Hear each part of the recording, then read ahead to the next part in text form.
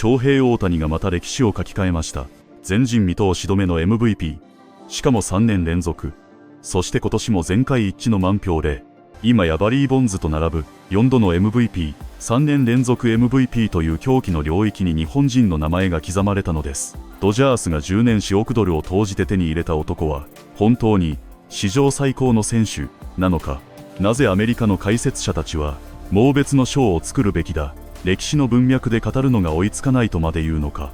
この動画では、大谷の4度目の MVP3 年連続受賞がどれほど異常で、どれほど唯一無二なのか。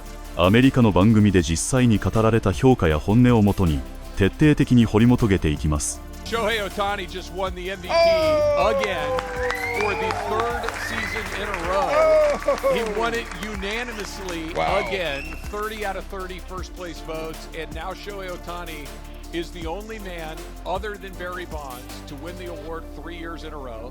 He is the only man other than Barry Bonds to win 4 MVPs. You know, Barry's got 7, so he's still got a ways to go to catch Barry, but no one had ever won 4 MVPs other than Bonds until Ohtani just did it a minute ago. Just an extraordinary, not a surprise, because we knew he was going to win it, but it is now official. The second player to win multiple MVP awards in Dodger history. Roy Campanella is the only other one to have done that. So just add it to the list of things that he and only he have done. All right, don't waste my time. Take your shot at the Angels real quick. Go ahead. I know. It's in there somewhere. Go ahead. I know. Let's just get to honestly, it. the only thing that the Angels got right is giving him a chance to go do what he does and go out there. They did right by him. Yeah, they did. They did right by him. They let him do both things. He won a couple MVPs there. But, you know, the thing that jumps out at me at this, DeMarco, more than anything else, is the Dodgers went and spent $700 million, and we can talk about this or whatever. But they gave Shohei Ohtani $700 million and 10 years. They went out and gave Yamamoto about $330 million and 12 years. It's already paid for itself. Yeah. It already worked. They went 2 for 2 right out of the chute. This is house money like you wouldn't believe. Yeah, right? Yeah. It's so extraordinary. And now he's sitting there doing an interview with his dog and his wife and what I'm assuming are his agents and whatnot. And he looks like a bleeping movie star. I mean, it's just not fair. Well, for him, I bet it's like, duh, you know? Of course he's the MVP. How could he not? You know, I was just thinking, like, if he's winning MVPs, that usually means the Dodgers are going to be in the World Series. You know what I mean? Well, if he's going to be like in the MVP race every single year, and I can't see why he wouldn't be as long as he's healthy, then you're going to be in the mix every single year. Yeah. I mean, I understand your point. It doesn't typically necessarily. You have the best player. You got one of the best teams. Oh, not win the World Series, but at least in the mix. You know what I mean? Yeah, but again, he was in Anaheim, and they weren't even close to the mix. But that's them with this group and this machine with this guy with this talent. And he said he's hungry. He wants a third. He does, and I think that's incredibly exciting. This is the golden era of Dodger baseball. With the golden era of quite possibly, and I would argue, has already established himself as the greatest baseball player of all time. Yes. Because he's not the greatest slugger ever, but he's close. He's not the greatest pitcher ever, but he's, one of the best pitchers in the league, and we've never seen it before. The only thing left, and this just sounds so stupid, DeMarco, because he just won his 4th MVP. And by the way, I don't think he's going to end on 4. I think you had to set the number, 5 or 6? Yeah. He's probably going to get 1 or 2 more along the way. I think that the one thing that's left for him to do on a baseball diamond, and there really is only one thing that's left for him to do, is win a Cy Young Award. That's it.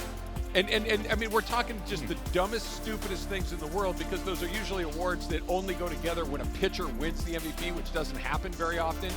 But if Ohtani could win a Cy Young, which, by the way, is not a far-fetched situation. Really? With Skubal and... Skubal's in the other league. Yeah. And right? And there's who's the other dude? Skeens. That's the guy, yes. No, I'm not saying it's easy, and I'm not saying it's a clear path, but if at the end, if we fast forward to November 13th, 2026, right? And Shohei Ohtani had an ERA of under 2, and he struck out a couple hundred guys, and he pitched 150 innings and just wiped everybody out. Would you be shocked? No, me neither. Nothing he does or did would shock me. Nothing. Yeah. He's operating on his own. There really should be another award for him, because to talk about MVP, there's nothing even close. Like, you're talking about an ace pitcher plus a slugger. Of course he's the most valuable. He sounds like Michael Jackson when they had to make up awards. Right. Just, entertainer of the millennium. Entertainer of the millennium and bat-having pitching freakazoid of the millennium, whatever you want to call it. Yes. It's just, it's exciting. I'm thrilled that he's on my favorite team. I'm thrilled that he gets to play in games that matter in front of people that are excited to be a part of it. And the Dodgers are not going to stop. They're going to continue to try to find people to surround him with so he can go do this. 4 MVPs. Unbelievable. 3 in a row. You know what else stands out? You said it before, and it's making more sense now that we see Shohei. Like you said, this is the golden era of Dodger baseball, and he's in his prime right now. Yeah. That Barry Bonds had 7. Oh. 7 MVPs. Okay, you ready? Yeah. You ready? Yeah. It probably should be 10. Oh, my. Wow. Because people disliked Barry. Yes. And Barry was difficult. And so people started giving him to guys like Jeff Kent. And Jeff Kent was a really good player. Good player, right. But he wasn't Barry Bonds. Right. And the only reason he got to put up those fat numbers like that is because Barry Bonds was standing on deck going, I dare you. And nobody wanted to pitch to Barry. So had we been, it's like Jordan when Jordan was doing his thing. Okay, here, Karl Malone, you have one. Here, Charles Barkley, you have one. And everybody knew Jordan was the best guy. You have enough. Yes. Bonds. I don't think there's anything Shohei could do. Well, I guess there is something, but I can't see myself ever hating Shohei Ohtani or being mad at him. He's too cute, like Puig said. He's very cute. He's very cute. Said. Yeah. I'm with you on that. He's got rosy cheeks. You know what he should never, ever do? What? Admit that he speaks English. Ever. I would hold on to that forever. Yes. Hey, man, no, no, I'm sorry. I can't do that. No, no. And just nod, smile, wave, and keep moving. He understands what's up. He knows what's going on. He's got to see you ever watch a Dodger game and see him in the dugout? Oh, God. He's chopping it up with his teammates the entire time. Yes, by himself. By the way, he probably speaks Spanish pretty well, too. Right? So it's he's fully functioning in a million different ways. But I think you're right. The reason that I will never dislike him, I don't think most people will dislike him, is because we don't hear him say anything, right? No. It's hard to dislike a guy that you don't hear say anything other than, I'm going to try really hard, I want to win, and thank you. It's pretty hard to get upset at a guy. I mean, Barry Bonds had to be a jerk to create that bubble. I mean, Shohei just has to be Shohei. Or Barry was a jerk. Well, that too. I mean, but you have to create that space to be great. You have to make people fear you and not ask the questions and be that guy. But congratulations to the Dodgers. Congratulations to Shohei Ohtani. And I have a feeling we'll be doing this a lot, Travis. We'll do this again. I wish there was a way. I'm going to steal Ireland's line because I think it's to be able to recognize greatness as it's happening in real time in front of you. I think we're doing that. I think we realize exactly who he is and what he's done. But to place him in the proper historical context of where he belongs, I think we're still struggling to do that. To just say, oh, he's the best player. Well, duh. Well, he's the MVP. Duh. He's one of the only guys to do this. Duh. We need a different set of calculations and parameters to put in what he's done because it just defies explanation. He is one of one, a unicorn, all the things we've heard a million times, but what a pleasure to get to watch him. I guess McCourt must have been terrible. A step back offensively this season now that he was pitching again, but he hits more home runs than he did last year, leads baseball in runs scored. So how do you describe what he's able to do as a hitter each and every night, given all that he puts into the pitching side as well? I mean, he's been incredible to be a part of and watch him work every day. I thought last year he did a great job of just keeping his routine the same as when he did when he pitches.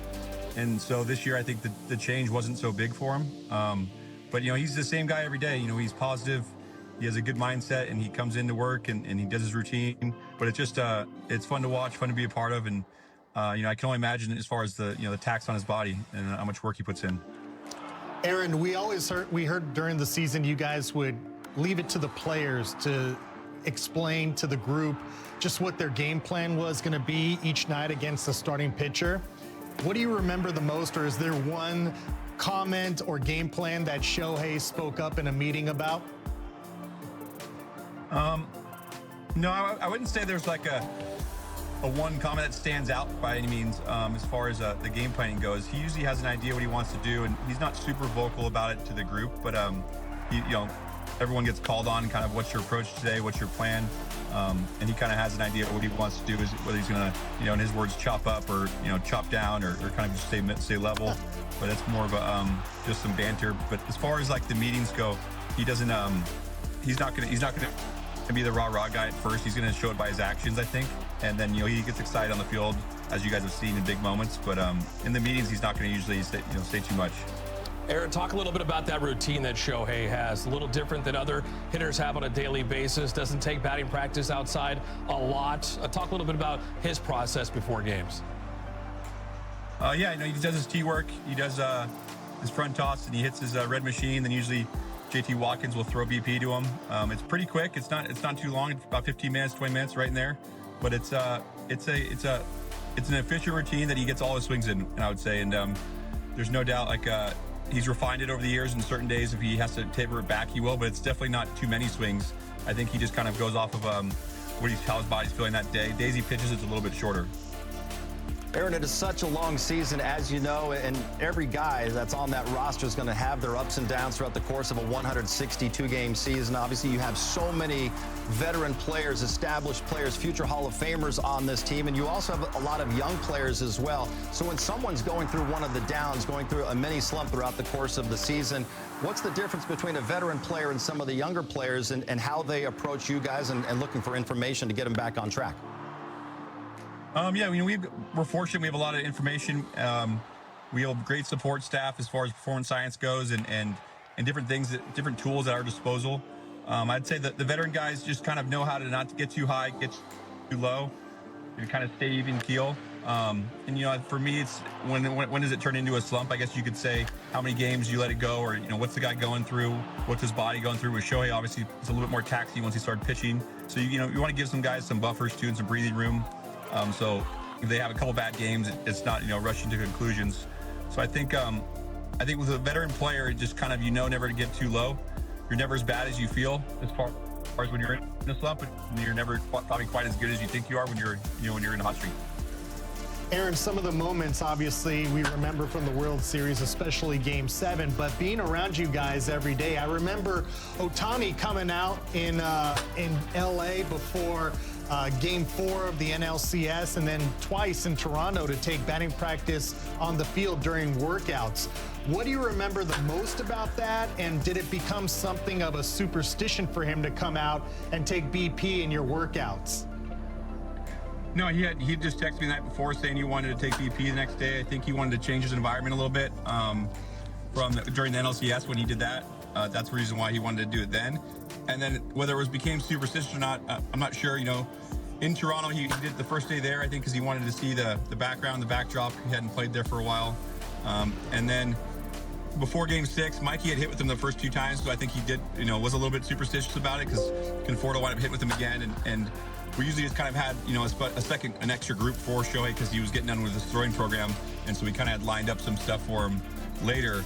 And one of the memorable things was when Teo was yelling out him to hit the ball to him in left center field. I don't know if you guys remember that. I remember that. That was great. Yeah, he was like a little 5-year-old just saying, hit it to me. And then Shohei eventually hits him, a ball on the line. And then the next ones he proceeded to hit in the 3rd or 4th deck at the restaurant out there. So that was probably the most fun. I think it really broke up the the vibe or the momentum a little bit, having him hit BP the game before Game 6 and Teo kind of messing around, and the guys put the guys all in a good mood. They all stayed to watch his BP just because they wanted to see how far he'd hit it, I guess you could say. So it put the guys in a good spot. Aaron, enough about Shohei. He gets recognized enough. I want to talk about you. In this 2025 season, and you went through a health scare in the second half of the season. To come out on the other side, to win a World Series championship again, to have this deep run in October, what has it meant to you this year? Oh, it's been pretty special. The organization obviously was very supportive when I got sick, and then being away from the team for those few weeks, and getting a different perspective, you could say. Me and Robert Van Squeck, we talked almost every day, and it just gives you kind of a 30,000-foot lens. But as far as just the way the season ended compared to where it was at in beginning of August, obviously it's you couldn't be happier in that sense. But to be healthy and to be a part of an organization that supports you the way they did is pretty incredible.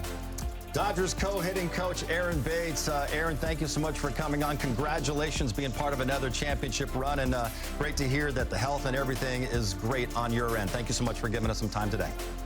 まず最初に確認しておきたいのは、この4度目の MVP がただの MVP ではないということです。3年連続 MVP、その全てが満票。アメリカンリーグで2回、ナショナルリーグで2回、同じ選手が2つのリーグでここまで完全に満場一致で選ばれ続けるなんて MLB15 年の歴史の中でも前例がありません。しかも今季の大谷はピッチャーとしてはトミー・ジョン手術から復帰し、打者としては昨年よりホームランを増やし、メジャー全体トップの得点数を記録したと言われています。投げる負担が戻ってきたシーズンなのにバットはむしろパワーアップしている。解説者が一体どう説明したらいいのかわからないと頭を抱えるのも当然です。興味深いのは数字だけではありません。チームの中での存在感です。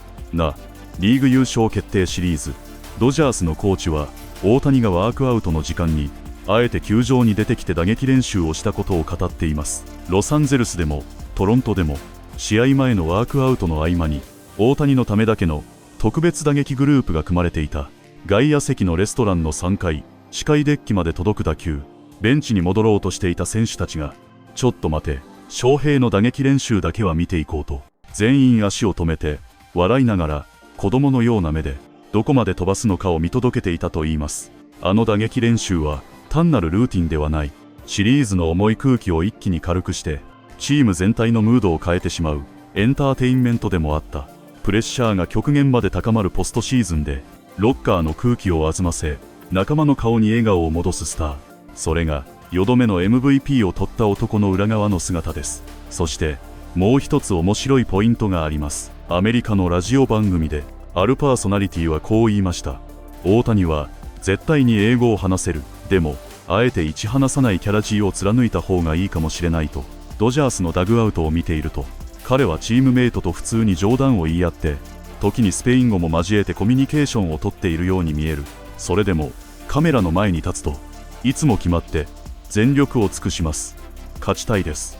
応援ありがとうございます。静かで、謙虚で、シンプルな言葉しか発しない。だからこそ、アメリカ人のコメンテーターは言います。彼を嫌いになる理由がないと。ベリー・ボンズは、あえて嫌われ役を演じて、自分の周りに壁を作り、ストレスから自分を守ったと言われています。しかし大谷は何も演じない。ただ、翔平大谷であり続けるだけで、自然に近づきにくいオーラと嫌われない人柄を両立してしまっている。これはもう、キャラクター設定ではなく、才能の一部です。さらに、ロサンゼルスの番組では、彼ら自身がこう語っていました。今、自分たちは歴史をリアルタイムで見ている。彼がどれほどとんでもない存在なのかは分かっている。けれど、彼を正しい歴史的文脈に置こうとすると、まだ答えが出ない。ベストプレイヤー。もちろんそうだろう。MVP。当たり前だろう。でも、それだけでは説明が追いつかない。この選手に対しては、普通の数字や評価の物差しでは足りない。別の計算式、別のパラメーターが必要だとまで言っていました。